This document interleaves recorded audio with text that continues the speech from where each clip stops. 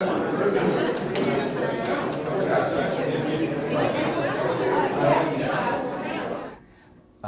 thank you for joining us. You're welcome, Aaron.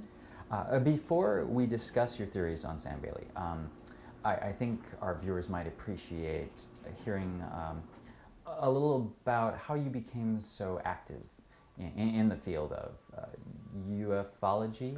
UFOlogy, right. It's the study of unidentified flying objects. Right.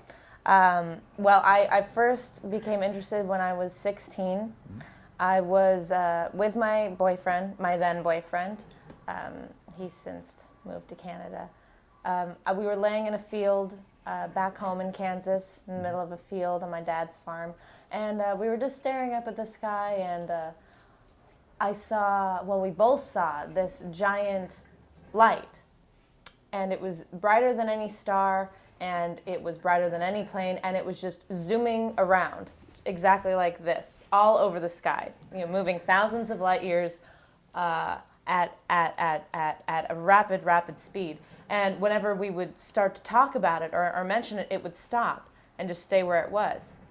And then whenever we would just shut up and watch it, it would still keep on going. It was very interesting. And then another one came, and it looked like they were sort of interacting. I don't know if they were talking or if they were just flying around for fun, and we happened to be there to see it. I'm not quite sure, but they were moving faster than any comet, faster than any plane could ever, because they were going literally all over the whole sky. It was as though as if you were in your bedroom shining a flashlight like this on your ceiling. It was very quick, only it was the whole sky. And it was interesting because we were right next to the Kansas Air Force Base, because it was a very small town, and it was right next to that. And not too soon after we saw them, a jet fighter actually took off very rapidly in the middle of the night, which they never did test during the middle of the night, so that was kind of weird. Mm-hmm. And it took off, and it seemed to almost scare them away, because the second it got to a high enough altitude, they both just zoomed off. They both just completely disappeared into the night sky, and we have no idea what happened to them. So that was the first time that I knew that there was something a little bit more out there, something a little uncommon that people weren't telling us about. So this was your first contact experience. First visual experience. I may have been abducted prior to that, actually. You may have that. Well, when I was 12, I woke up one morning completely disoriented, with no sense of where I was. I was actually on my front lawn. I had no history of sleepwalking or anything prior to that. And I woke up. When I woke up, I still actually have it to this day, a bump behind my right ear that I've had checked out. It's not cancerous. It's not anything, but it's a bump. And no doctor that I've been to can explain it. A few of them have wanted to remove it, but I've grown attached to it. So, yeah. Understandably, is this a common thing with people who've experienced contact with UFOs? Very, very common. There's a lot of talk about losing of time lapsing away. Extremely common with the disorientation. Sometimes people can be gone. There are stories of people not being around for a year at a time, and they come back and they think that they were just in their kitchen.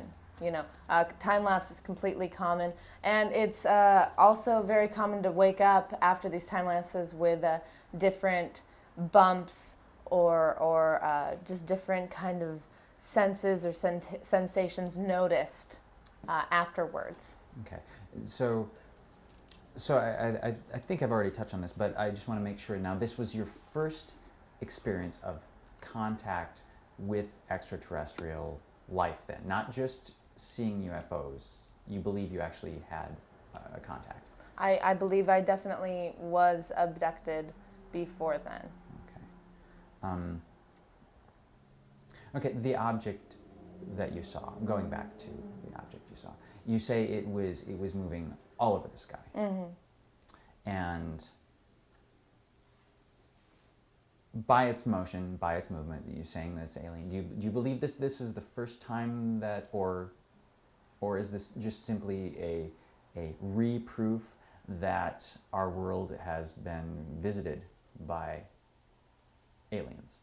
Well, if I think it's just another notch in a complete huge timeline of alien encounters that we've had as a human species on this Earth. You know, universe has been around billions and billions of years. We've been around for a little blip in that time, and I think it's just, you know, it was just me and my boyfriend's accounts. Nobody else saw it. Nobody else happened to be looking up that night. You know, we come from a very small town community. People don't really look up at the night sky anymore anyways. But we saw it clear as day, completely sober, 100%. I wish we would have had a video camera because we would have filmed it. And a lot of people have caught very similar things on video cameras because a lot of people, you know, they talk about, you know, it was just a weather balloon. Actually, in fact, the next day after we saw the lights flying around in the sky, the newspaper had this big thing about how there was a weather balloon and there was a bunch of atmospheric interference, just in case anybody had seen them. But, you know, I don't really know about that, but I know what I saw. And atmospheric interference just sounds like a fancy dancy word that nobody really questions because it sounds official. So these are just attempts to dismiss. I completely think so. I completely think that they are aware of this and they don't want people. Look, you know, people are so barraged with movies about aliens coming to attack and coming to steal us, which is not the case, I believe. I believe, you know, if aliens wanted to overtake our Earth, they would have already done it. Their technology is light years ahead of ours. What do they want with our planet anyways? There's a million planets out there. I don't think they want anything to do with us. I think they want to study us because we're these interesting creatures. The same way that we go into lakes and rivers and study fish, you know. People found that fish that they thought was extinct for millions of years. And what do? They didn't just let it swim in the river. They took it and they studied it and they dissected it and they took biopsies. And I just think that's what aliens are doing to us. I don't think they mean us any harm or anything like that. They're just trying to test us. They just want to see what we're made of. We're these incredible organisms that they've never seen before. And we haven't been around for that long. And I'm sure they've been around much longer than we have.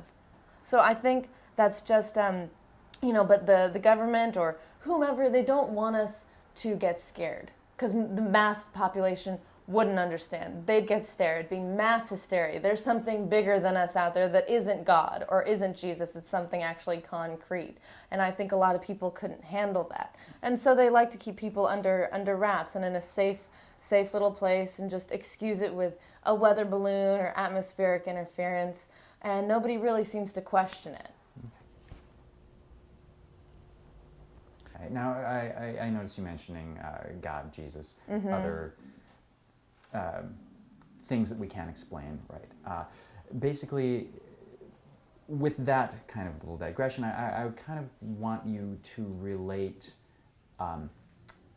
your alien experience or your ideas about UFOs and aliens to Sam Bailey for me and our viewers. Right, exactly. Well, the whole thing with Sam Bailey is a really interesting case. You know, here you have a man that's been around for 600 years. Nobody can explain why.